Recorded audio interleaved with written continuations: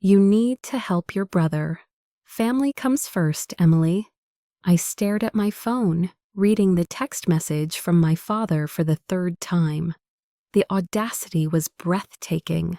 My hands trembled as I sat at my kitchen table in Denver, Colorado, trying to process what he was asking. $2,200 for my brother's graduation party. Not a request, a demand.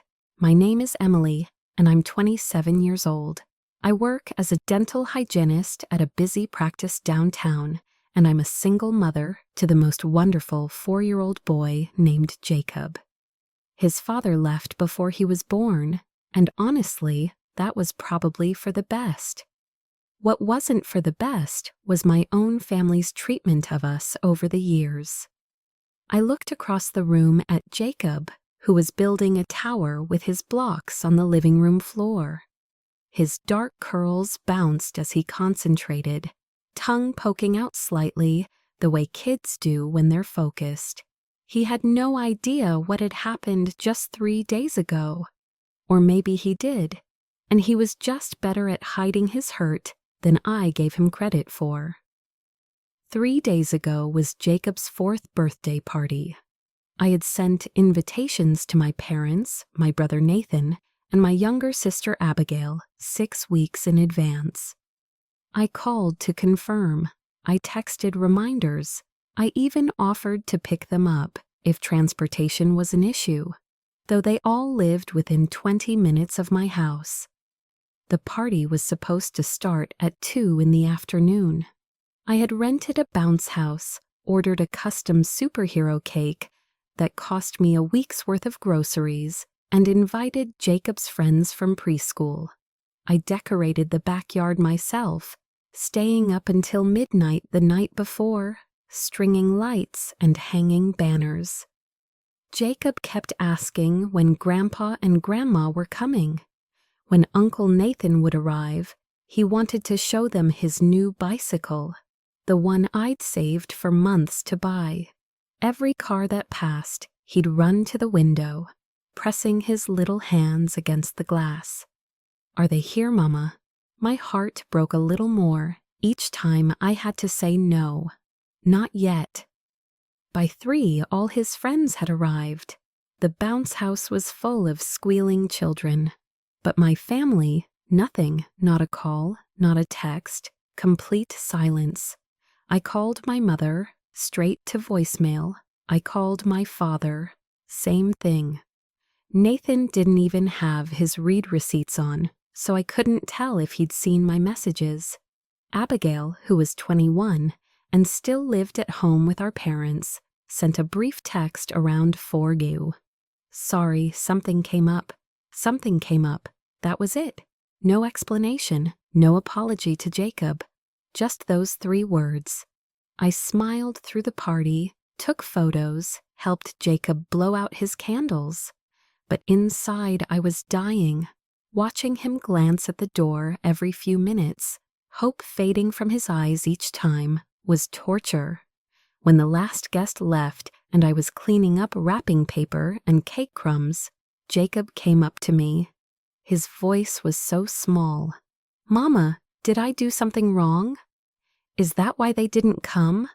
I pulled him into my arms, fighting. Tears, "No, baby, you didn't do anything wrong. Not a single thing." But sitting here now, reading my father's text demanding money for Nathan's graduation party, I realized something. This wasn't the first time. It wasn't even the second time. This was a pattern. And I had been too blind or too hopeful or too desperate for their approval to see it clearly. Last year, they had also skipped Jacob's 3rd birthday. My mother claimed she had a headache. My father said he had to work. Nathan didn't respond at all. But 2 weeks later, when Nathan needed money for car repairs, my father had called me directly, expecting me to contribute $300 because that's what family does. I had paid it like an idiot. I had paid it. The year before that, they came to Jacob's 2nd birthday party, but left after 20 minutes because Abigail wanted to go shopping. They hadn't even watched him blow out the candles. I looked at my father's text again. The message was clinical, transactional. Nathan's graduation party is next month. We need $2,200 to cover the venue and catering. Your mother and I are contributing $13,500. You and Abigail should split the rest. Send $2,200 by Friday. The math didn't even make sense. If they were contributing $13,500 and Abigail and I were splitting the rest, why would I owe $2,200? But that was typical of my father. Numbers were whatever he needed them to be to get what he wanted. I thought about my savings account, the one I had been building for Jacob's future, for emergencies, for the security we didn't have. $2,200 would wipe out nearly a third of it for a party for my brother. The same brother who couldn't be bothered to show up for my son's birthday. Something hardened in my chest. A decision forming, sharp and clear. I had spent my entire adult life trying to be the good daughter, the reliable one, the one who showed up and paid up and never complained. Where had it gotten me? Sitting alone at my kitchen table while my son asked if he'd done something wrong. I opened my banking app and stared at the screen for a long moment. Then I typed in the amount, $1. In the memo line, I wrote, "Best wishes." I hit send before I could second guess myself. The confirmation screen glowed on my phone. Payment sent, $1. My heart pounded. I had never defied my father like this. Never. Growing up, he ruled our household with an iron fist disguised as disappointed silence. He didn't yell often, but his quiet disapproval could crush you. My mother enabled every bit of it, always siding with him, always making excuses. I grew up in a house where Nathan could do no wrong, and Abigail was the baby who needed protecting. I was the middle child, the reliable one, the one who didn't need attention, because I could handle things myself. Parentification, I learned later in therapy, the term for when you turn a child into an adult too early. When I was 12 and Nathan was 9, I was the one making sure he had his homework done and his lunch packed. When Abigail was born, I was 14, and suddenly I had a third shift, making bottles, changing diapers, walking the floors at night when she cried so my parents could sleep. "Emily's so responsible," people would say, and my parents would beam with pride. What they meant was, "Emily's so useful." I learned not to ask for help. When I wanted to go to the homecoming dance in high school, my mother said we couldn't afford the dress. But 3 months later, Nathan got a brand new gaming console for his birthday. When I graduated high school, we had cake at home. When Nathan graduated 2 years ago, they threw him a party at a restaurant and invited 50 people. The pattern was so clear now, looking back. But when you're living it, when it's all you know, you think maybe this is just how families work. Maybe you're asking for too much. Maybe you're being selfish. Getting pregnant with Jacob at 23 had been unplanned. His father, a guy I'd dated for 4 months, disappeared when I told him. My parents' reaction was predictable, disappointment wrapped in "we'll support you" statements that never quite materialized into actual support. They didn't come to any of my prenatal appointments, didn't help me set up the nursery. When I went into labor 2 weeks early and called my mother in a panic, she said she couldn't come to the hospital because she had plans with Abigail. I had Jacob alone. Well, not entirely alone. A wonderful nurse named Patricia held my hand through the worst of it, but no family, no one who was supposed to love me unconditionally. After Jacob was born, things got slightly better. My parents would visit occasionally, bring small gifts. They liked showing pictures of their grandson to their friends. But the deeper issues remained. Every family gathering was structured around what Nathan needed, what Abigail wanted. Jacob and I were afterthoughts. When Jacob was 18 months old, my car broke down. I called my father because I didn't know what else to do. The repair estimate was $800, money I didn't have. He lectured me for 20 minutes about financial responsibility before finally agreeing to lend me the money. Lend, not give. I paid him back in full within 6 months, even though it meant eating rice and beans for weeks. 2 years later, Nathan totaled his car driving drunk. My father paid for the replacement vehicle outright, $12,000, just like that. Nathan never paid him back. When I asked my mother about the double standard, she said, "Nathan's going through a hard time. He needs our support." And apparently I didn't. I had tried to talk to them about it once, about a year ago. I sat them down and explained how their favoritism hurt, how I felt invisible, how Jacob deserved grandparents who showed up for him. My father listened with his arms crossed, face impassive. When I finished, he said, "You've always been too sensitive, Emily. We treat all our children the same." My mother nodded along. "You're imagining things. We love you all equally." Gaslighting, another therapy term I learned later. After that conversation, I stopped trying to fix things. I maintained basic contact, sent obligatory birthday cards, showed up to holiday dinners, but I stopped expecting anything. Stopped hoping they'd suddenly see Jacob and me as worth their time and energy. Still, some stupid part of me had hoped they'd come to his birthday party. I had explicitly told them how much it meant to Jacob, how he talked about it for weeks, how excited he was to show them his new tricks on the monkey bars. They couldn't even send a text until 4 hours after the party started. Now, sitting in my kitchen with that $1 payment confirmation on my screen, I felt something shift. Not just anger, though there was plenty of that.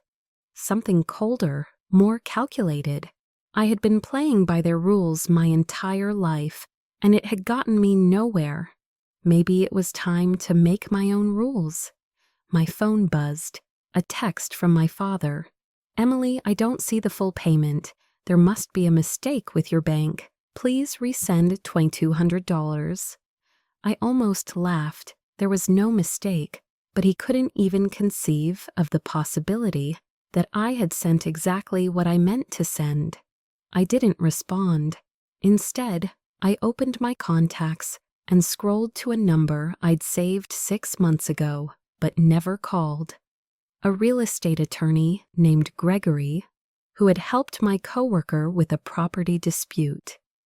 Because there was something my parents didn't know, something I had been quietly working on since Jacob's 3rd birthday party, when they first showed me exactly how little we mattered. The house I lived in, the one I'd been making payments on for 3 years, wasn't just in my name. Legally, it had been jointly owned by my father and me. He'd co-signed the mortgage when I was 26, just after Jacob was born, supposedly to help me qualify for better rates. At the time, I'd been grateful, naive. I didn't realize it was another form of control. 6 months ago, after that conversation where they told me I was too sensitive, I'd started researching my options. I learned that I could refinance the house in my name alone if I could prove sufficient income and creditworthiness. It would cost money I didn't have easily available, but I'd been saving, cutting every possible expense. 3 months ago, I'd met with Gregory. He reviewed my finances and told me it was possible. Difficult, but possible. 2 months ago, I'd started the refinancing process. I'd told no one, not even my closest friend, Sophia. This was my secret, my safety net, my escape route. And 1 month ago, the paperwork had gone through. The house was mine, solely, completely mine. My father's name was off the deed, off the mortgage, off everything. He just didn't know it yet. I had been waiting for the right moment to tell him. Or maybe I'd been waiting to see if he'd give me a reason to tell him. He just had. I texted Sophia. "Are you free tonight? Need to talk." She replied within seconds. "Always. Come over after you put Jacob to bed. Wine is already breathing." Sophia had been my friend since college. We'd met in a biology class, bonded over terrible cafeteria coffee, and somehow stayed close through all the chaos of our 20s. She was the only person who really understood my family situation because she'd witnessed enough of it firsthand. She'd been at Jacob's birthday party 3 days ago. She'd seen him waiting by the window. She'd helped me hold it together when I wanted to fall apart. That evening, after I'd given Jacob his bath and read him 2 stories and promised him that yes, we could go to the park tomorrow, I drove the 15 minutes to Sophia's apartment. She opened the door before I could knock, 2 glasses of wine already poured. "Okay," she said, pulling me inside. "What happened? You have that look." "What look? The I'm about to do something either brilliant or crazy look." "Maybe both." I sat on her couch and told her everything. The text from my father, the $1 payment, the house refinancing she didn't even know about. When I finished, she was staring at me with wide eyes. "You already took him off the deed. When?" "Last month. I've been sitting on it, waiting to see if they'd actually show up for Jacob this year. They didn't. And now my father wants $2,200 for Nathan's party like nothing happened." Sophia took a long drink of wine. "What are you going to do?" "I don't know yet, but I'm done. I'm done being the one who bends. Done being the one who pays up and shows up while getting nothing in return. They're going to lose their minds when they find out about the house." "I know, your father especially. He uses that co-signature as leverage, doesn't he?" She was right. Every time I'd pushed back on something over the past 3 years, my father would make some comment about the house we helped you get or the financial support we provided. It was his trump card, his reminder that I owed them. Except I didn't. Not anymore. "I'm thinking about changing the locks," I said quietly. Sophia set down her wine glass. "Do you think they'd actually show up and try to use a key? My father has a spare key. He insisted on it when he co-signed. Said it was for emergencies, but he's used it before. Twice that I know of. Once he let himself in while Jacob and I were at the grocery store because he wanted to check my water heater. Didn't ask permission, just did it. That's not okay." "I know, I didn't fight it because I thought it would cause a huge argument, and I was trying to keep the peace, but there's no peace anymore. There's just me being used." Sophia reached over and squeezed my hand. "Change the locks. Tomorrow I'll come with you to the hardware store. We'll make a day of it." I felt tears prick my eyes. "Thank you." "For what?" "For not telling me I'm overreacting. For not saying they're still my family and I should forgive them, Emily. They ghosted a 4-year-old's birthday party, their own grandson, and now they want money from you. No, absolutely not. You don't owe them forgiveness. You don't owe them anything." We talked for another hour. She helped me think through the practical steps. Change the locks. Document everything. Every text. every missed event, every broken promise. Prepare for backlash because there would be backlash. My father didn't handle defiance well. The next morning, Saturday, Sophia picked me up at 9. Jacob was at a play date with his best friend from preschool, a standing weekend arrangement that gave me a few hours to handle adult tasks. We went to the hardware store and bought new deadbolts for both the front and back doors. The guy at the counter, an older man with kind eyes, showed us how to install them. "Easy enough," he said. "Anyone can do it with a screwdriver in about 20 minutes." Back at home, I changed both locks. The physical act of removing my father's key from the equation felt symbolic. Every turn of the screwdriver was a small revolution. When I finished, I stood on my front porch and looked at the new brass deadbolt. My house, my locks, my rules.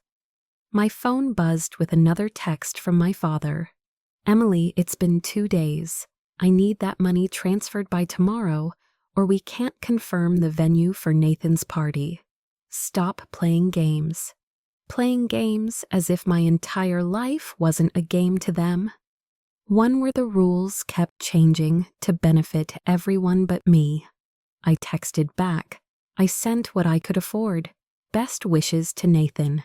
3 dots appeared immediately, showing he was typing. They disappeared, appeared again. This happened 4 times before his response finally came through. "What you sent was insulting. Your brother deserves better than your petty behavior. We'll discuss this in person. I'll be by your house tomorrow at noon." My heart rate spiked.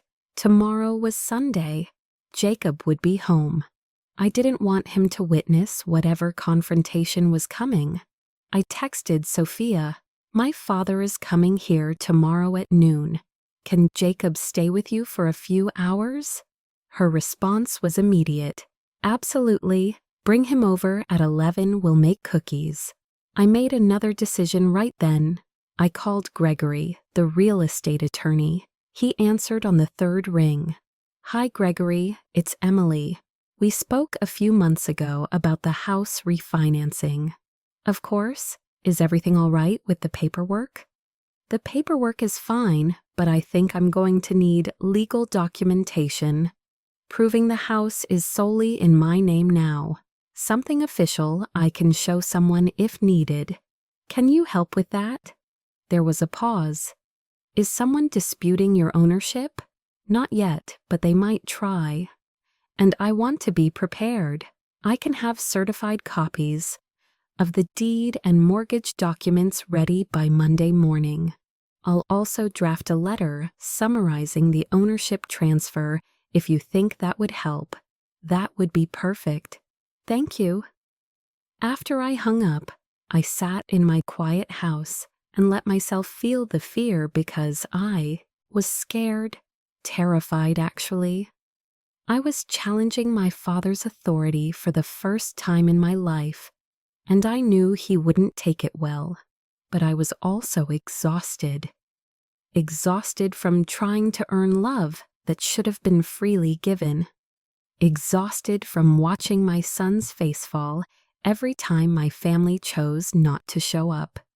Exhausted from being the designated family doormat. Something my therapist had said once came back to me. You can't control how other people treat you. You can only control how you respond. I was responding, finally. That night, I lay in bed and thought about what would happen tomorrow. My father would show up expecting to lecture me, expecting me to cave and transfer the money like I always did.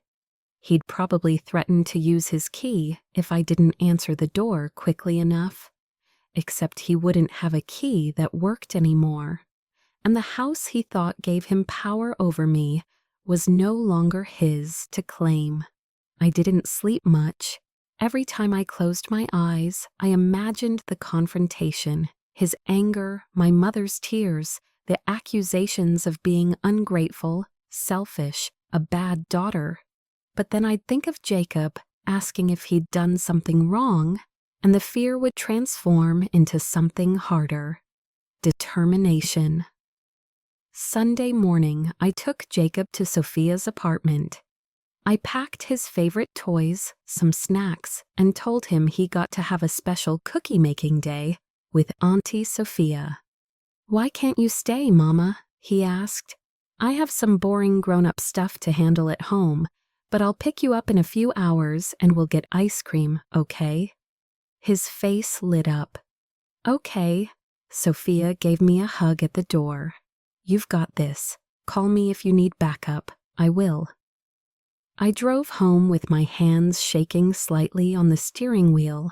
At 11:45, I made sure all the curtains were closed.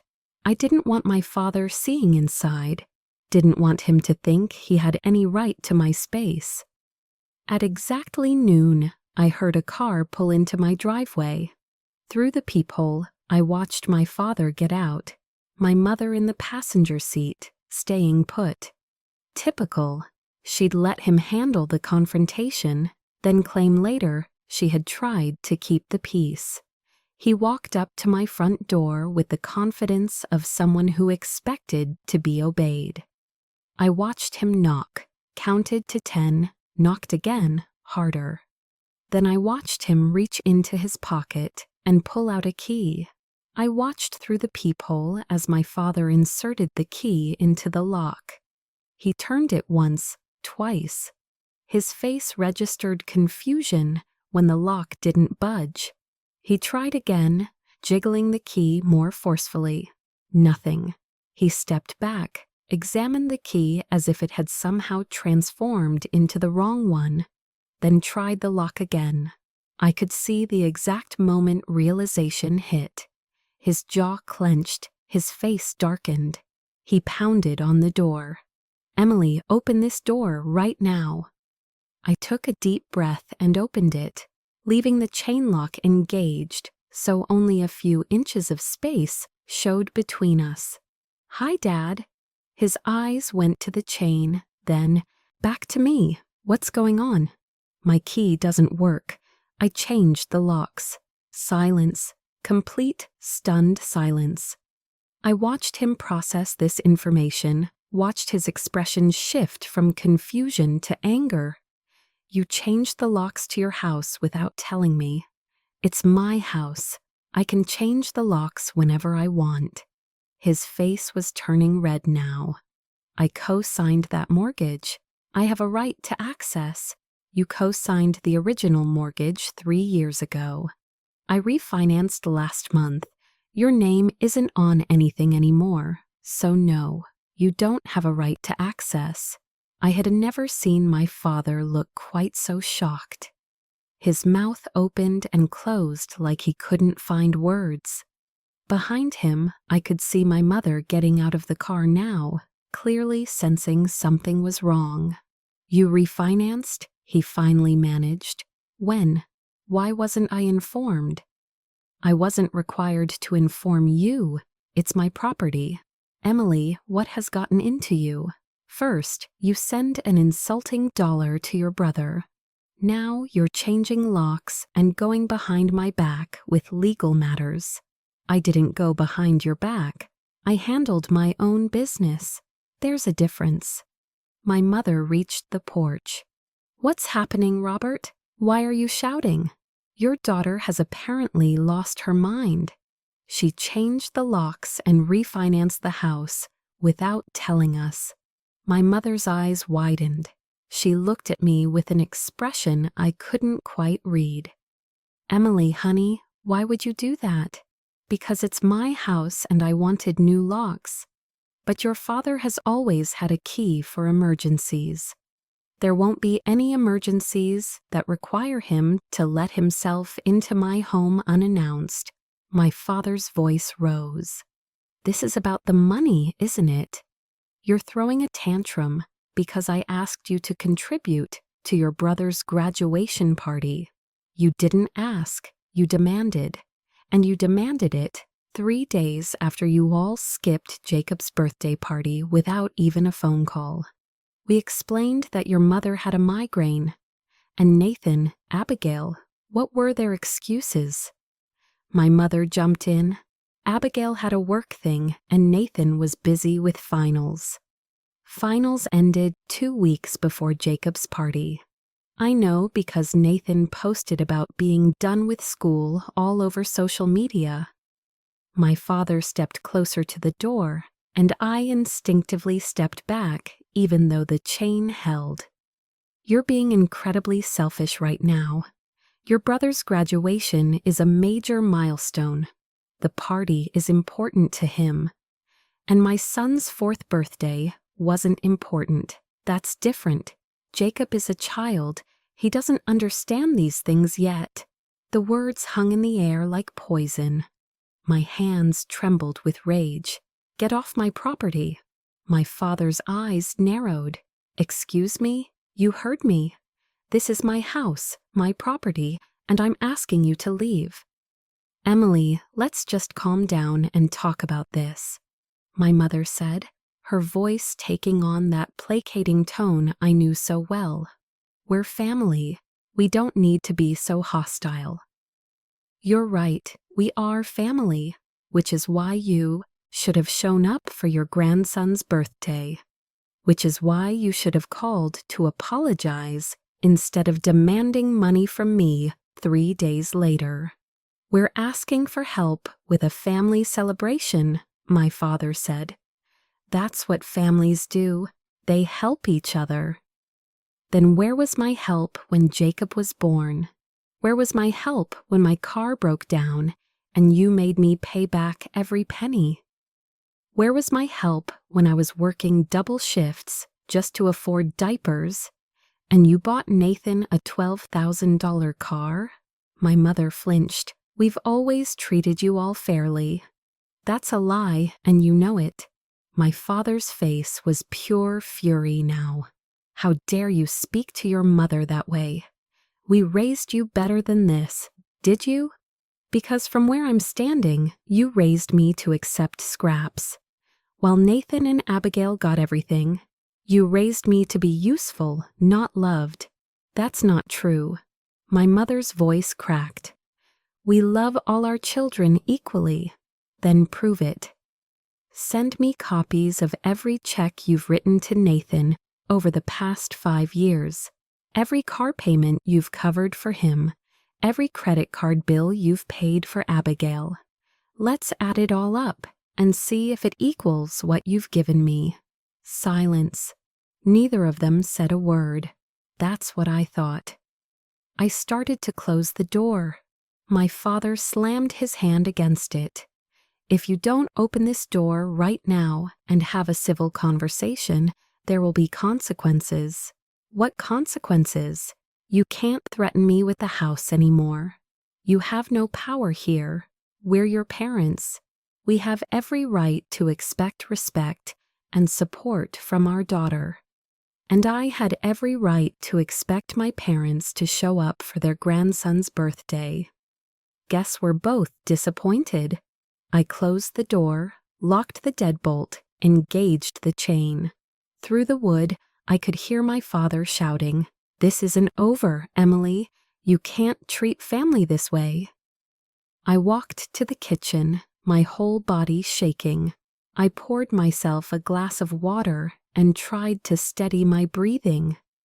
Outside, I could hear my mother trying to calm my father down, their voices gradually fading as they presumably returned to their car. My phone started ringing. My father. I declined the call. It rang again. Declined. A text came through. "You're making a huge mistake. We're going to fix this whether you like it or not." What did that mean? I stared at the message, feeling uneasy. My father wasn't someone who made empty threats. Another text, this time from Nathan. "What the hell is your problem? Dad just called me freaking out. You changed the locks on the house he helped you buy? That's messed up." I typed back. "The house I bought, that I pay for, that's now entirely in my name. And maybe if you'd shown up for Jacob's birthday, we wouldn't be here. Nathan, Jacob is a kid. He'll have plenty of birthdays. My graduation only happens once. The audacity was staggering. I didn't respond. Within seconds, my phone rang again. Nathan. This time I let it go to voicemail. Then Abigail called. I declined that too. A group text appeared, one that included my parents, Nathan, Abigail, and me. My father had started it. Family meeting tonight at 6 at our house. Emily, you need to be there. This behavior stops now. I stared at the message. The presumption that I would just show up, that I would fall in line like always, made my blood boil. I typed, no, just that one word. My father. This isn't optional. Me, I'm an adult. It's absolutely optional, and I'm declining. Nathan, come on. Emily, stop being dramatic. Abigail, we just want to talk. Why are you being so difficult? My mother, please, honey, let's work this out as a family. I turned my phone on silent and set it face down on the counter. I couldn't deal with this anymore. Not right now. I called Sophia. Can I pick up Jacob in an hour instead of now? I need a minute. Take all the time you need. He's having a blast. We're on cookie number 3. Thank you. I'll explain everything when I get there. I sat at my kitchen table and let myself cry. Not sad tears, angry tears, frustrated tears, relieved tears, all mixed together into a confusing mess of emotion. I had just stood up to my father for the first time in my life. I had set a boundary and enforced it. But instead of feeling triumphant, I felt terrified because I knew this wasn't over. My father's text had promised consequences, and he always followed through on his threats. What scared me most was that I didn't know what those consequences might be. An hour later, I drove to Sophia's apartment to pick up Jacob. He came running to the door with chocolate on his face and a huge smile. Mama, we made so many cookies, and Auntie Sophia let me put extra chocolate chips. I scooped him up, breathing in his little kid smell of sugar and soap. That sounds amazing, buddy. Sophia pulled me aside while Jacob gathered his toys. How did it go? About as well as expected. He tried to use his old key, realized it didn't work, and lost his mind. I told them to leave. Now my entire family is having a meltdown via group text. Let me see. I handed her my phone. She scrolled through the messages, her expression growing darker with each screen. They're delusional, completely delusional. Listen to this. We just want to talk. No, they want to bully you into compliance. I know. Are you going to the family meeting? Absolutely not. Good. Don't give them that power. She handed back my phone. What do you think they'll do next? I don't know. That's what worries me. Jacob came bouncing back with his backpack. Ready, Mama. We said goodbye to Sophia, and I drove Jacob home. The whole drive, he chattered about cookies and how Auntie Sophia taught him a new song. His innocence, his joy. It reminded me why I was doing this. Not for me, for him. So he'd grow up knowing he deserved better than what I'd accepted. That evening at exactly 6 ago, my phone exploded with notifications. The family meeting had apparently started without me, and they were not happy about my absence. Nathan, seriously, you're really not coming. Abigail, this is so disrespectful. My mother, we're all here waiting for you. Please reconsider. My father, your absence speaks volumes about your character. I didn't respond to any of it. Instead, I made dinner for Jacob. Chicken nuggets and green beans, his favorite. We ate together at the kitchen table, and he told me about a spider he'd seen at preschool last week. It was this big, Mama. He spread his hands about 2 inches apart. Wow, that's huge. Yeah, and Miss Sarah said it was a garden spider, and they're friendly. That's good to know. After dinner, bath time, and 2 bedtime stories, I tucked Jacob into bed. He looked up at me with those big brown eyes. Mama, are we going to have another birthday party for me? My heart clenched. What do you mean, honey? Like a do-over party since Grandpa and Grandma and Uncle Nathan didn't come to the first one? Oh, sweetheart. I sat on the edge of his bed and brushed his curls back. We already had your party. You had all your friends there, and it was so much fun. Remember? Yeah, but I wanted to show Grandpa my new bike. I know you did. Do you think they'll come next year?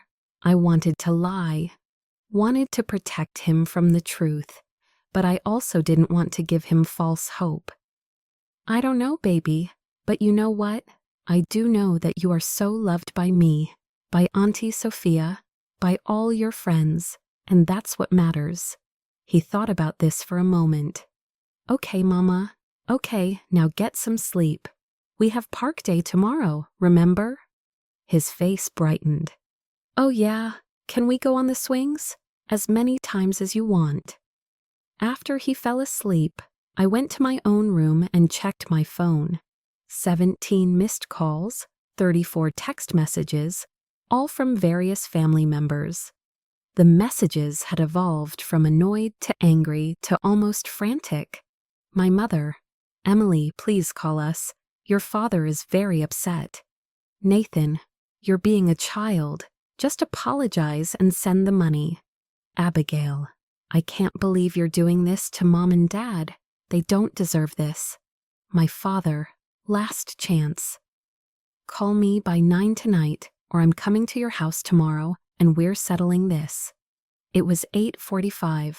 I had 15 minutes to decide if I was going to call him back. I didn't.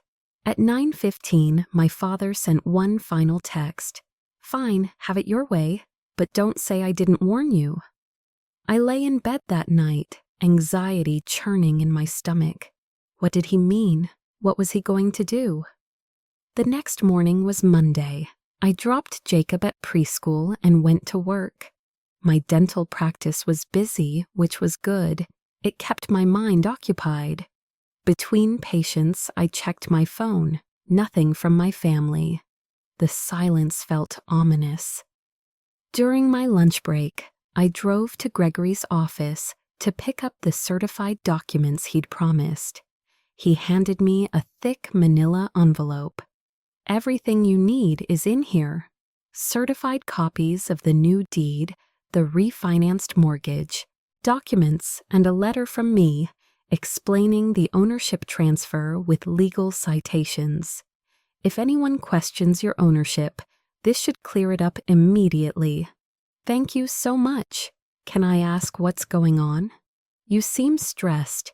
I gave him a brief summary. His expression grew concerned. Keep these documents somewhere safe, and if things escalate, don't hesitate to call the police. Family dynamics can get complicated, but the law is clear.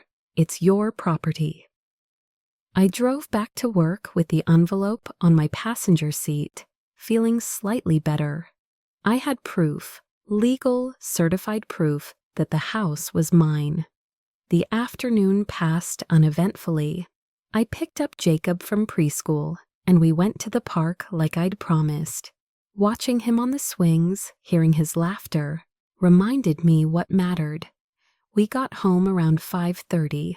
Jacob went straight to his toy box while I started preparing dinner. I was chopping vegetables when I heard a car pull into my driveway. Through the kitchen window, I saw my father's car and my mother's and Nathan's truck and Abigail's sedan. They were all here. My stomach dropped. I quickly pulled out my phone and texted Sophia. My entire family just showed up at my house. All of them. Her response was immediate. Do you want me to come over?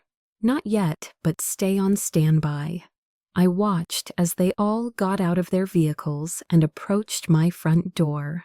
My father led the way, my mother beside him. Nathan and Abigail followed. The doorbell rang. Jacob looked up from his toys. "Who's that, Mama?" "Just some visitors, honey. Stay here, okay? Keep playing." I walked to the front door and looked through the peephole. All four of them stood on my porch, looking like an intervention team. I opened the door with the chain still engaged. "We need to talk," my father said without preamble. "No, we don't." "Emily, please," my mother said. "Let us in. Let's discuss this like adults. There's nothing to discuss. I'm not giving you money for Nathan's party.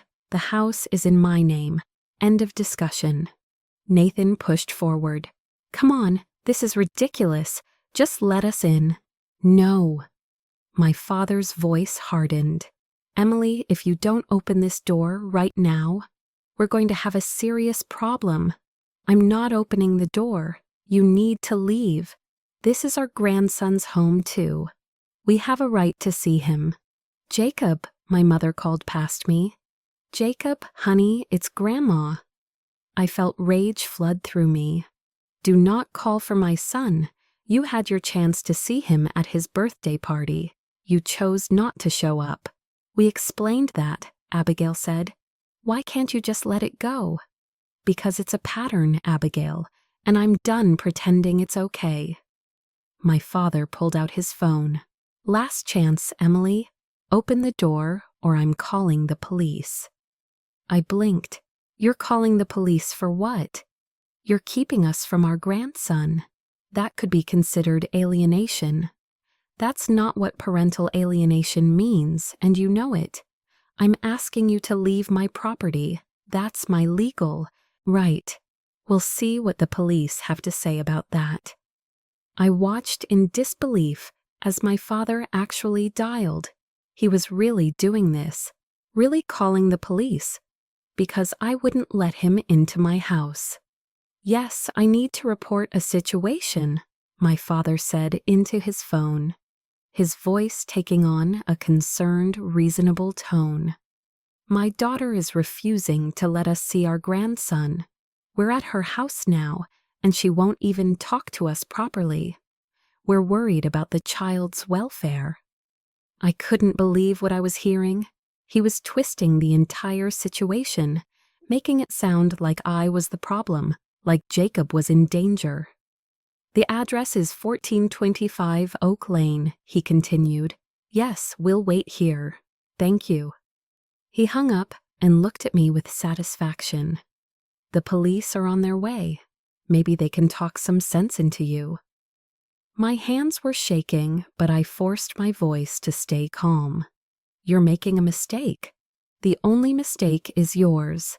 You've forgotten who your family is. We're here to remind you." I closed the door and engaged the deadbolt. My heart was racing. I had maybe 15 minutes before the police arrived. I needed to be prepared. I grabbed the manila envelope from Gregory and pulled out all the documents, laying them on my coffee table where they'd be easy to access. Then I pulled out my phone and opened my photo app.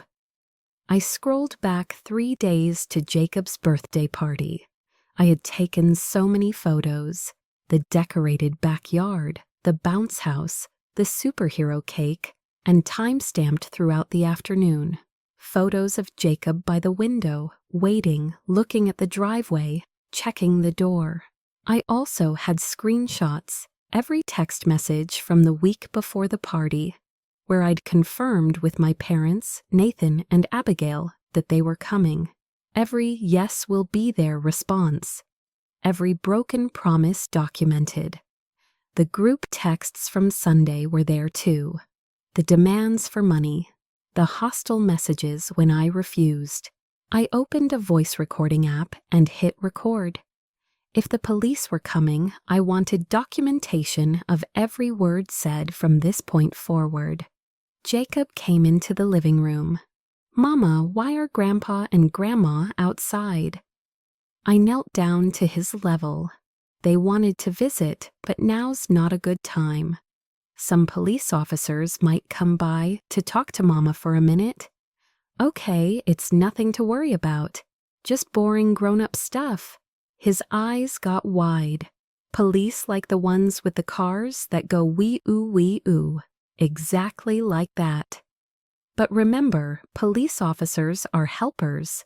They're going to help Mama explain something. You just stay in here and play, okay? Okay, Mama. 12 minutes later, I saw the police cruiser pull up. One officer got out, a woman in her 40s with her hair pulled back in a tight bun. She approached my porch where my family was still standing. I could hear muffled conversation through the door. My father's voice animated and concerned. My mother's softer responses.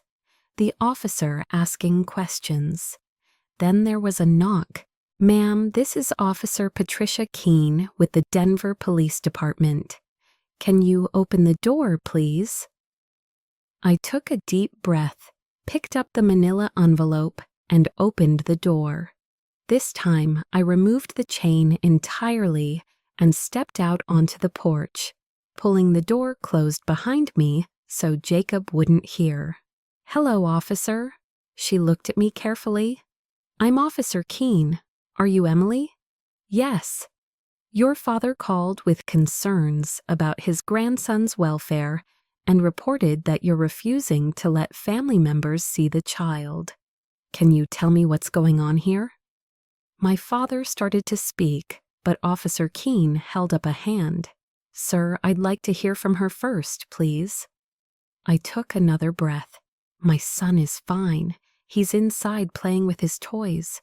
He had his 4th birthday party last week, and my parents, brother, and sister were all invited. They confirmed they would attend. None of them showed up, not even a phone call to say they couldn't make it. 3 days later, my father texted demanding $2,200 for my brother's graduation party. When I declined, he became hostile. Yesterday, he showed up here with my mother. And when his key didn't work because I'd changed the locks on my own home, he became angry. Today, the entire family showed up unannounced, and when I asked them to leave, my father threatened to call the police, which he did. Officer Keene's expression didn't change, but I saw her eyes shift to my father.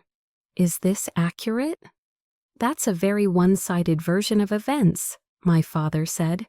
"What she's not telling you is that I co-signed the mortgage on this house. I have a vested interest and a right to access." "Do you currently co-own the property?" "Well, I co-signed the original mortgage. That's not what I asked." "Are you currently listed as an owner on the deed?" My father hesitated. "I'm not sure about the current status." I pulled out the documents. "Officer, I refinanced the house last month. My father's name was removed from all ownership documents. The house is solely in my name. I have certified copies of the deed and mortgage here if you'd like to see them." Officer Keene took the papers and examined them carefully. She looked at the dates, the signatures, the official stamps. Then she looked at my father. "Sir, according to these documents, you have no legal ownership of this property. Is that correct?" My father's jaw clenched. "The original mortgage, sir. The original mortgage is no longer relevant. The property was refinanced and is now solely in your daughter's name, which means she has every right to deny you access and to ask you to leave. But she's keeping us from our grandson." "Is there a custody agreement in place?" Officer Keene asked me. "No, I have sole custody. Jacob's father isn't involved." "Have there been any court orders granting grandparent visitation?" "No." Officer Keene turned back to my father. "Then she's well within her rights to determine who has access to her child. There's no legal issue here. This is family business," my mother interjected. "Can't you see she's being unreasonable? We just want to talk to our daughter and see our grandson. Ma'am, what I see is a woman standing on her own property asking you to leave. That's her legal right. If you refuse to leave, you're trespassing." Nathan stepped forward. "This is insane. She's our sister. We're not strangers. Family dynamics don't override property rights," Officer Keene said firmly. "Emily, do you want to press trespassing charges?" I looked at my family, my father's red face, my mother's tears, Nathan's disbelief, Abigail's shock. Part of me wanted to say yes, wanted to press charges, just to drive home how serious I was. But another part of me, the part that was exhausted and just wanted peace, couldn't do it. No charges. I just want them to leave and not come back unless invited. Officer Keene nodded. She turned to my family. "You heard her. You need to leave this property now. If you return without her permission, she can call us back and press trespassing charges. Do you understand?" My father opened his mouth to argue, but Officer Keene's expression stopped him. "Do you understand, sir?" "Yes," he said through gritted teeth. "Good. I suggest you all leave now." I watched as my family slowly walked back to their cars. My mother was crying openly now. Abigail put an arm around her. Nathan shot me a look of pure disgust before getting in his truck. My father was the last to leave. He stopped at his car door and looked back at me. "You're going to regret this, Emily. You're throwing away your family over money and pride." I met his eyes. "I'm protecting my son from people who don't value him. That's not something I'll ever regret." He got in his car and slammed the door.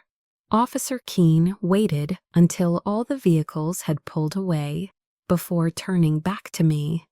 "Are you okay?" "I think so. Thank you for listening to both sides.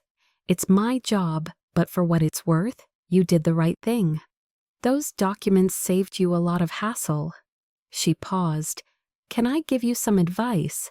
Please, document everything.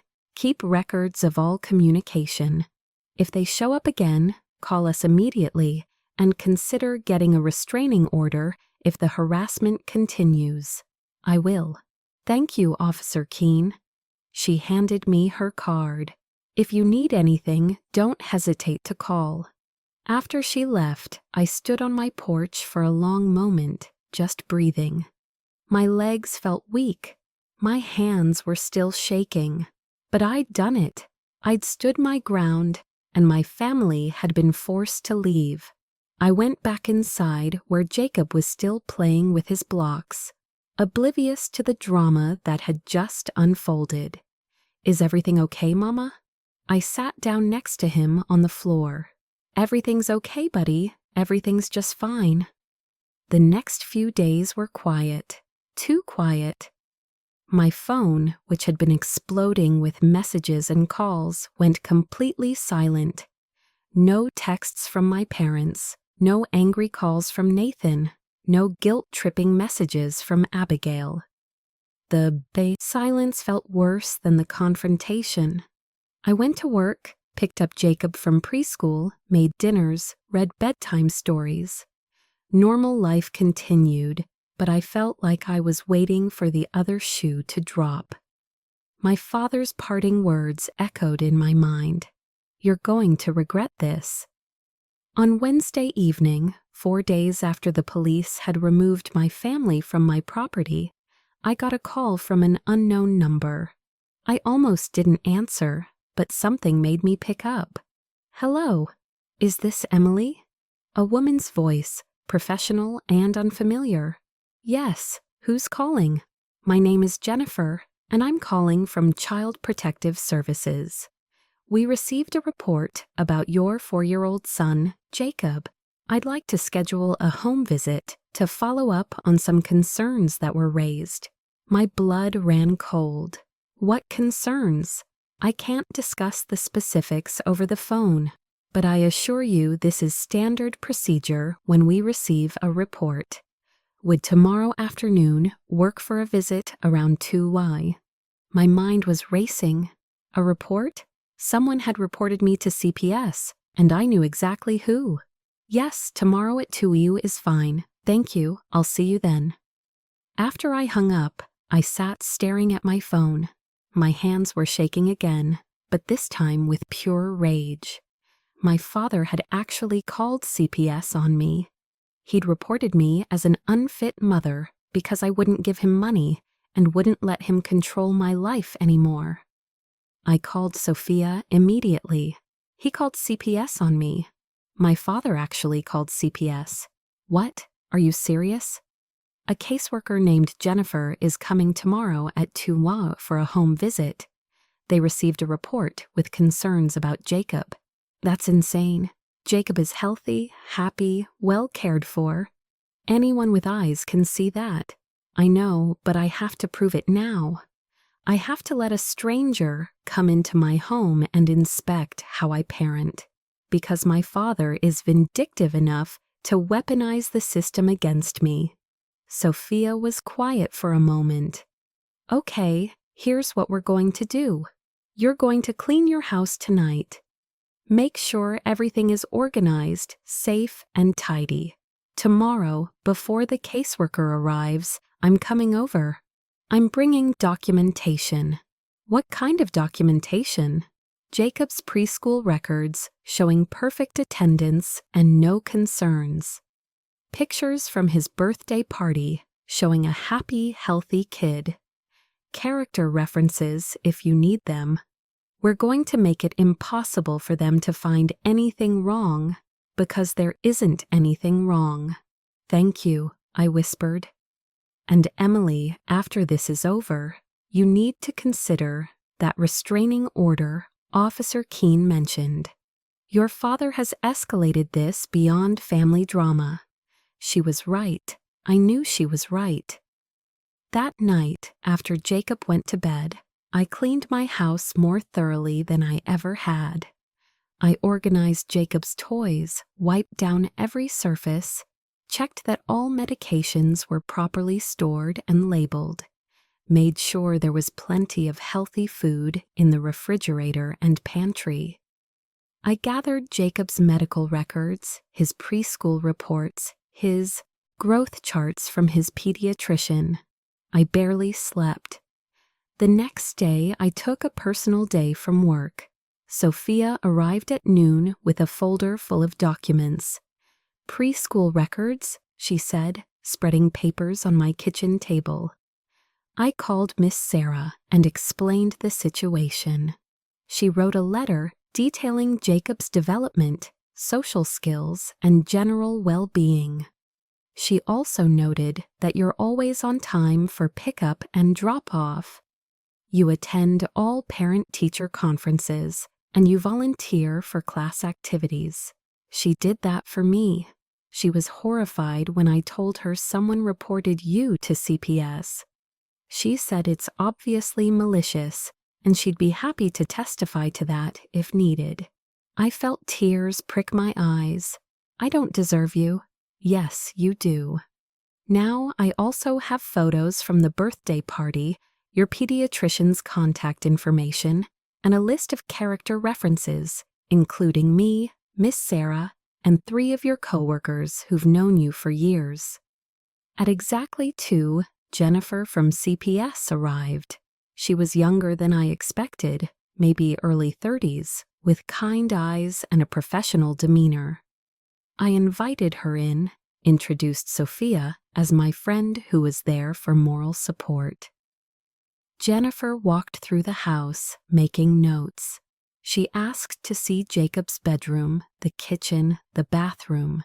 She checked that cleaning supplies were stored safely, that there were working smoke detectors, that the home was clean and well-maintained. Then she asked to speak with Jacob. I brought him out from his room where he'd been playing. He looked at Jennifer with curiosity, but no fear. Hi, Jacob. My name is Jennifer. I just want to ask you a few questions, okay? Okay, he said, climbing onto the couch next to me. Do you like living here?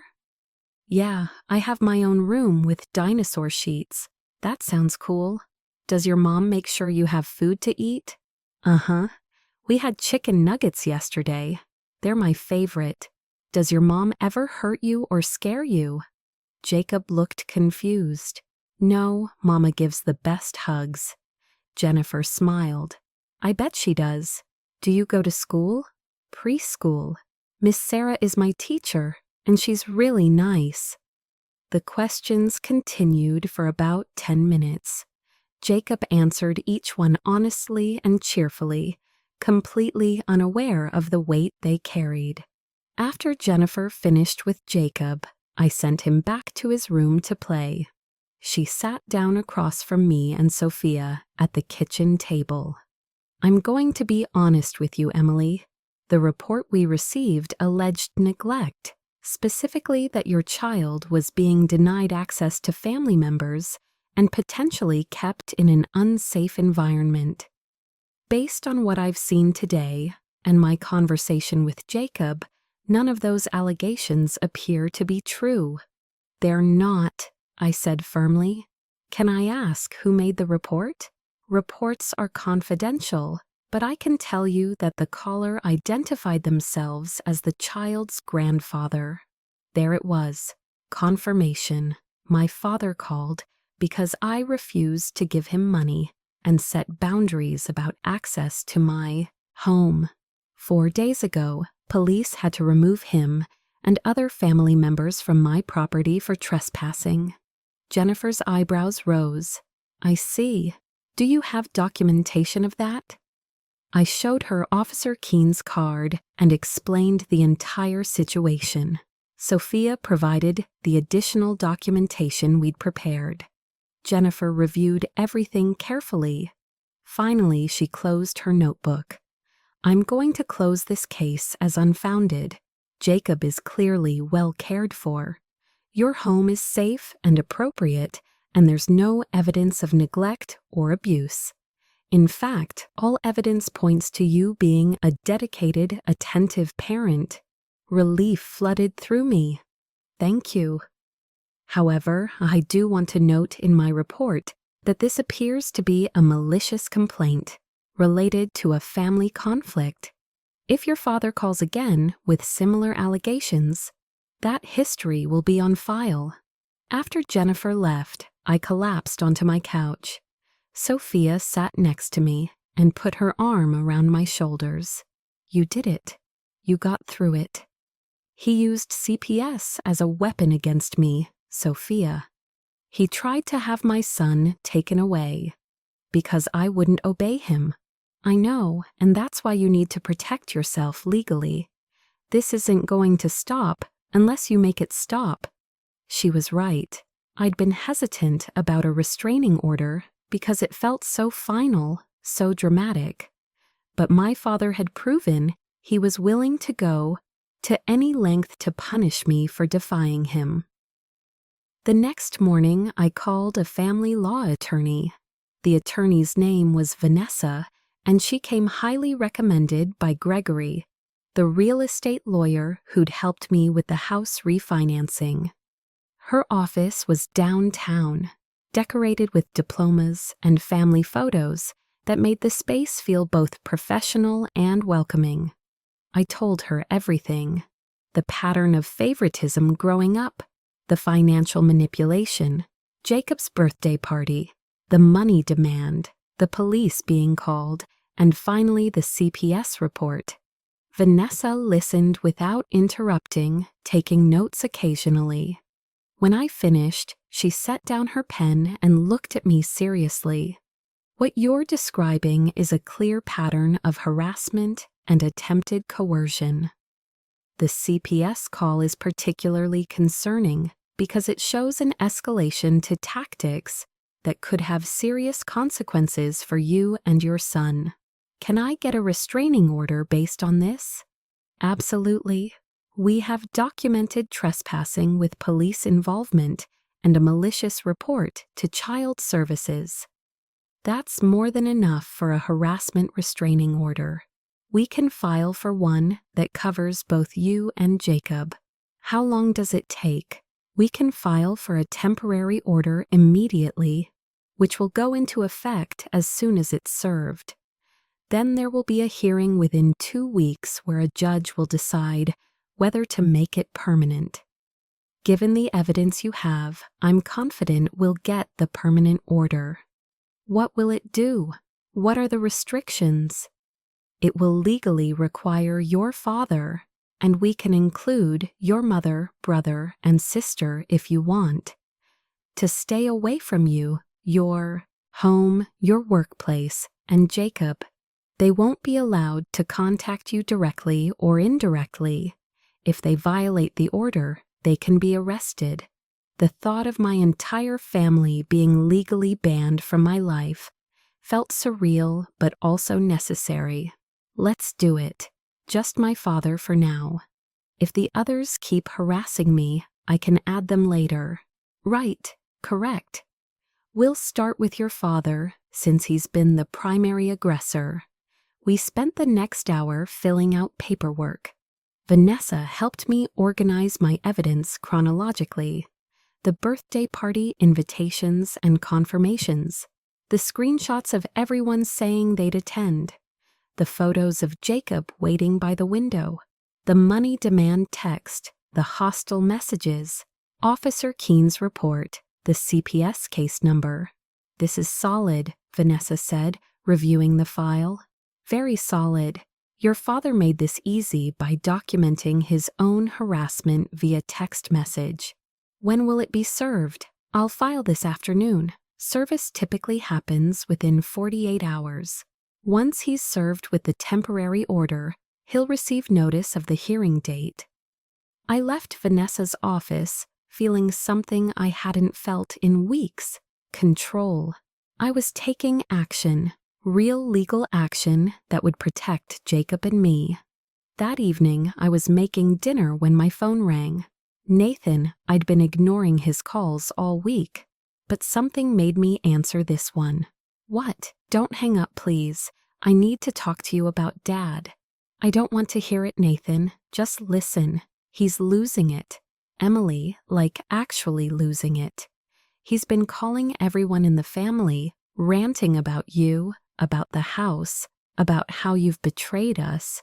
Mom's worried he's going to have a heart attack from the stress. That's not my problem.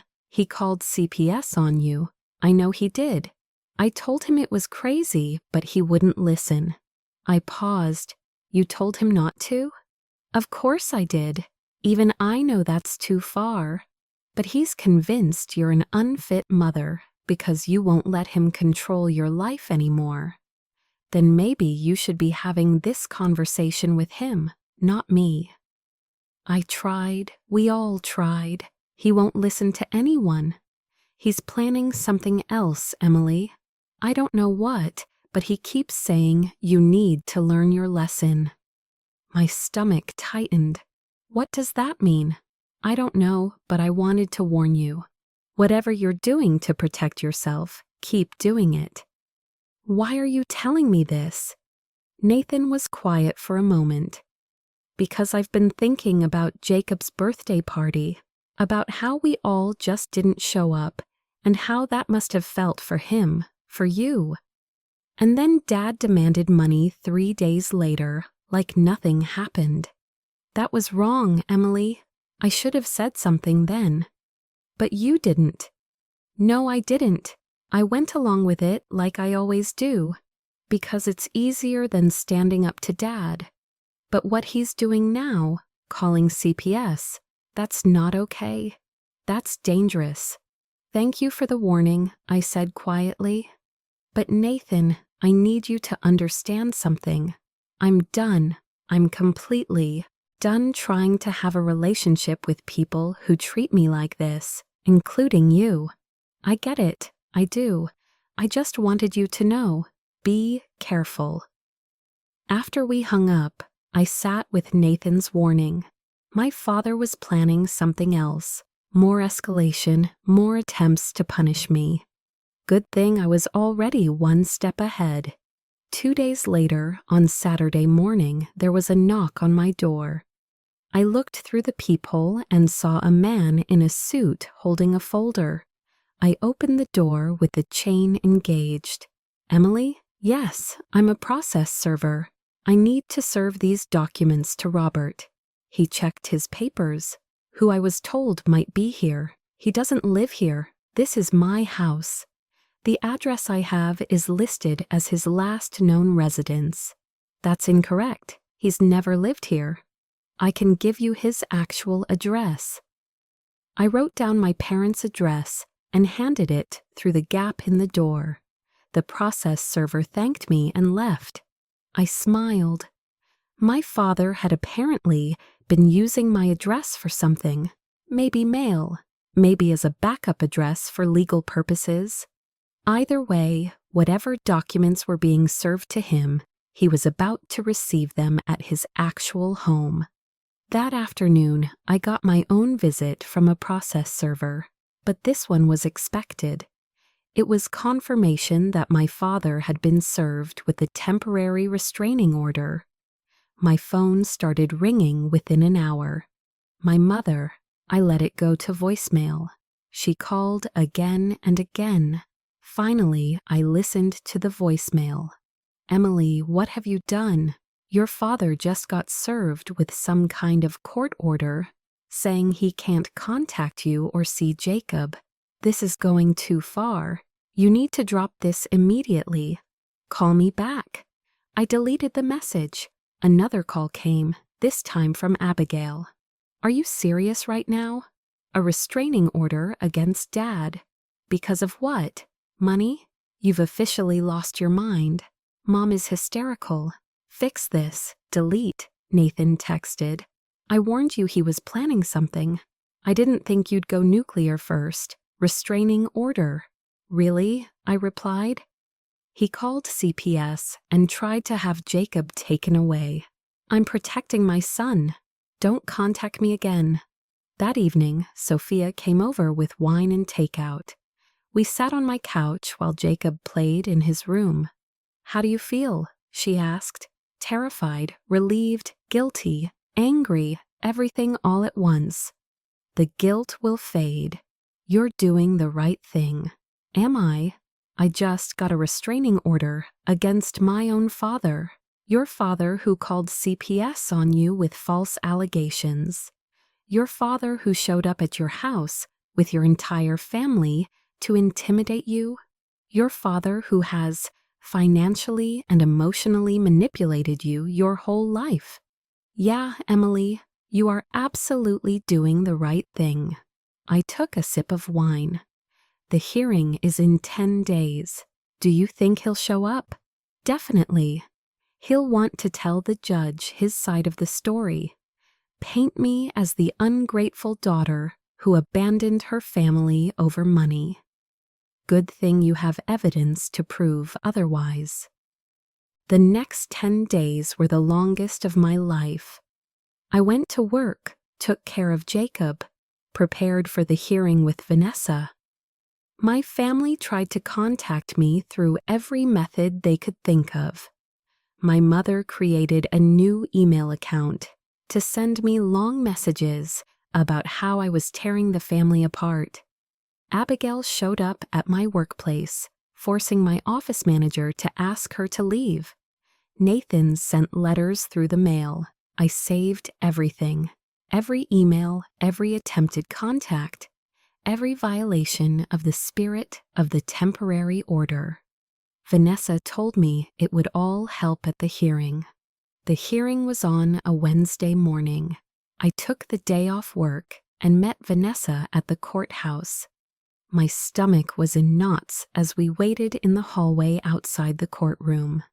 Remember, Vanessa said, answer questions directly and honestly.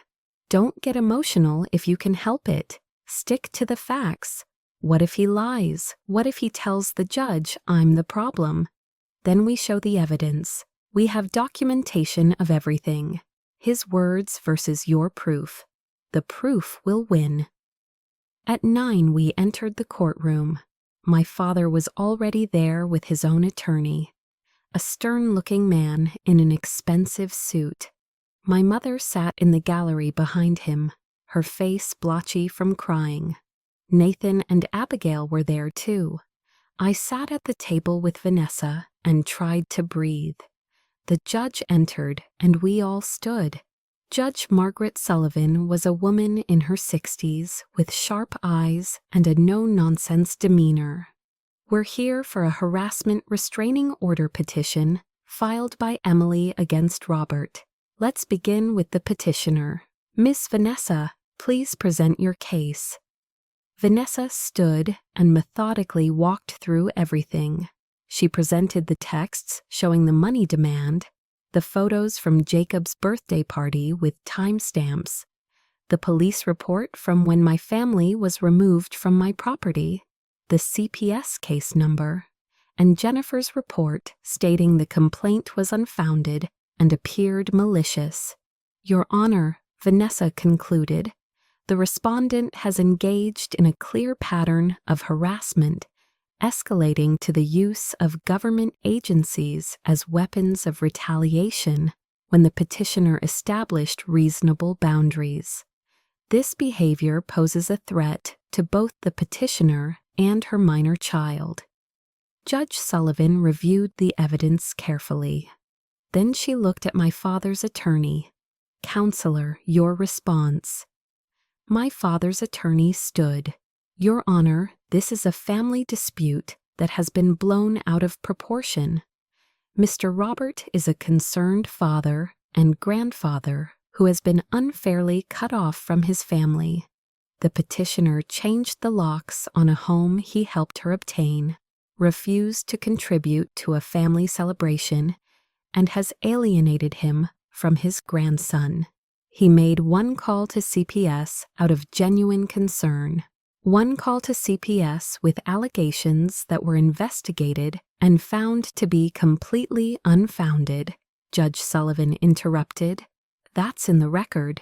Perhaps he was mistaken about the conditions, or perhaps, as the CPS investigator noted, it was a malicious complaint related to a family conflict.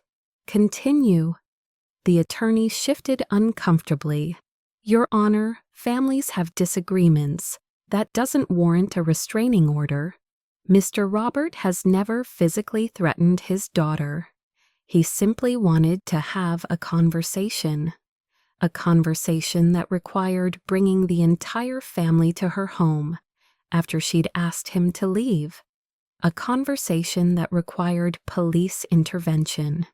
He was attempting to resolve the situation by trespassing on her property after she'd revoked his access. I could see my father's attorney struggling. The evidence was overwhelming, and Judge Sullivan clearly wasn't buying his arguments. Does your client wish to testify? The judge asked. Yes, Your Honor. My father took the stand. He placed his hand on the Bible and swore to tell the truth. Then his attorney began questioning him. Mr. Robert, can you explain your relationship with your daughter? I've always tried to be a good father. I helped her when she needed it. I co-signed her mortgage when she was a young single mother. I've been there for her. And what happened to change that relationship? She became hostile when I asked her to contribute to her brother's graduation party. It was a reasonable request, family members supporting each other, but she refused and sent $1 as an insult. Why did you go to her house with other family members? We were concerned. She'd changed the locks without telling us, refused to communicate. We wanted to make sure our grandson was okay. And the CPS call, my father's face reddened slightly. I was worried. She was behaving erratically, cutting off family. I thought maybe Jacob wasn't being properly cared for. Vanessa stood for cross-examination. Mr. Robert, you testified that you've always been there for your daughter. Is that correct? Yes. Were you there for your grandson's 4th birthday party on the 17th of last month? His jaw tightened. I couldn't make it. I had other obligations. What obligations? I don't recall specifically. You don't recall what was so important that you missed your grandson's birthday, despite confirming you'd attend? It was a month ago, 3 weeks ago. And your wife, your son Nathan, your daughter Abigail, they also had mysterious obligations. We're a busy family, too busy to call and let a 4-year-old know you weren't coming. Not even a text message. Silence. Mr. Robert, how much money have you given Nathan in the past 5 years? I don't see how that's relevant. Your Honor, it goes to the pattern of treatment, Vanessa said. I'll allow it, Judge Sullivan said. My father shifted in his seat. I've helped him when he needed it. How much? I don't keep exact records. Approximately maybe $20,000, $30,000 over the years. And how much have you given Emily in that same time period? She hasn't needed as much help. How much, Mr. Robert? I lent her $800 once. She paid it back. So you've given your son $30,000 but lent your daughter $800, which she repaid? Is that accurate? Nathan has had more struggles. Did those struggles include you buying him a $12,000 car after he totaled his previous vehicle driving drunk? My father's attorney objected, but Judge Sullivan overruled. Answer the question, she said. Yes, I bought him a car. He's my son, and Emily is your daughter. Yet you demanded she pay you back $800. Does that seem equitable to you? That was different. How? Please explain how it's different. My father couldn't answer. Vanessa continued her cross-examination, methodically destroying every claim he'd made. By the time she finished, he looked deflated and angry. Judge Sullivan called for a brief recess. When we reconvened, she delivered her ruling. I've reviewed all the evidence presented today. The pattern is clear. Mr. Robert has engaged in harassment, trespassing, and made a malicious report to Child Protective Services when the petitioner established reasonable boundaries. The temporary restraining order is hereby made permanent for a period of 4 years. Mr. Robert is prohibited from contacting Emily or Jacob directly or indirectly, from coming within 500 feet of their home, workplace, or Jacob's school. Any violation will result in immediate arrest. This court is adjourned. I heard my mother gasp behind me. Abigail started crying. Nathan put his head in his hands, but all I felt was relief. Outside the courtroom, Vanessa shook my hand. You did great in there. Thank you for everything. You protected your son. That's what matters. I drove home feeling lighter than I had in weeks. The restraining order was permanent. 4 years of legally enforced peace. That evening, I got one last message from a number I didn't recognize. You won today, but you lost your family. I hope you're happy. It was clearly from my father using someone else's phone to circumvent the order. I forwarded it to Vanessa with a note, violation of the restraining order. Her response came quickly. Forward to police. Keep documentation. If he continues, we'll add contempt charges. I sent the information to Officer Keene and blocked the unknown number. In the months that followed, my father tried twice more to contact me through intermediaries. Each time I documented it and reported it. On the second violation, he spent a night in jail for contempt. After that, the contact stopped entirely. My mother sent one final email through a new account, begging me to reconsider, to think about family, to forgive. I didn't respond. Abigail tried to approach me at the grocery store once. I reminded her she wasn't on the restraining order yet, but she could be. She left. Nathan stopped trying altogether. The consequences for my family were exactly what they'd earned. My father's reputation in their community suffered when word got out about the restraining order. My mother, who'd enabled his behavior for decades, found herself isolated from the family, events she'd always controlled. Nathan's graduation party happened, but it was small and quiet. Apparently, no one wanted to contribute the money I'd refused to give. Abigail, who'd always relied on our parents for financial support, had to get a second job when they told her they couldn't help her anymore because of legal fees from fighting the restraining order. They'd built their lives on control and favoritism. And when I removed myself from that equation, the whole structure crumbled. As for me, I thrived. Jacob started kindergarten and made wonderful friends. I got a promotion at work. Sophia and I took Jacob to the zoo, to museums, to parks. We built a life full of people who actually showed up, who actually cared. On Jacob's 5th birthday, we had another party, smaller this time, just his school friends, Sophia, a few coworkers I'd grown close to, and Miss Sarah from his old preschool. No family drama, no waiting by the window, just a happy kid blowing out candles surrounded by people who loved him. As I watched him laugh with his friends, I thought about the journey that had brought us here. The pain of finally seeing my family clearly, the fear of standing up to them, the relief of legal protection, the peace of boundaries enforced. Sometimes revenge isn't about grand gestures or dramatic confrontations. Sometimes it's simply refusing to play by rules designed to keep you small. Sometimes it's choosing yourself and your child over people who never chose you. I'd spent 27 years trying to earn my family's love. It took losing them completely to realize I'd never needed it in the first place. And honestly, I'd never been happier.